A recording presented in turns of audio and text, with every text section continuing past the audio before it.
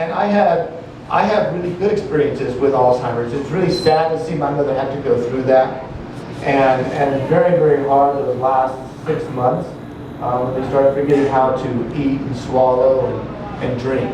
But I have wonderful experiences with her otherwise. And one of those experiences goes back to my love of astronomy and science. And she used to, on Saturday mornings, always take Perry to the planetarium in Hutchinson. I think it's just because she maybe needed to get rid of this kid for a few hours and get a break. But she used to take me to the planetarium every Saturday to just go and learn about space. So I thought I'd do a favor in return for her, maybe 7 years into her Alzheimer's. This is the point where she no longer knew who I was. Her communication skills were good, but it was always about Jose Jimenez or something she saw on some television program 30 years ago.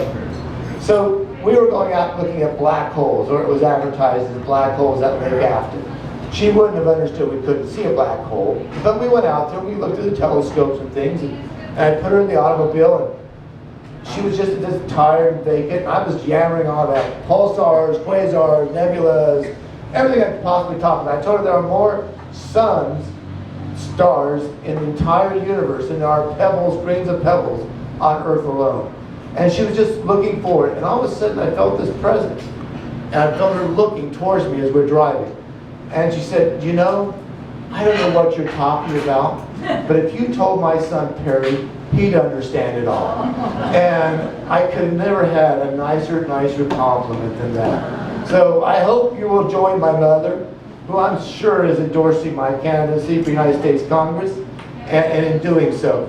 I will conclude in letting you know that having run homeless shelters, fed 800 people a day for nickels, we relied solely on private support. Maybe 8% of our total funding, $6 million, came from the government. Otherwise, it was always private support.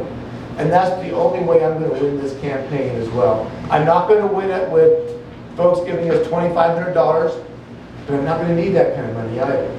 What we're going to need are $25, $50, $100, $200 contributions.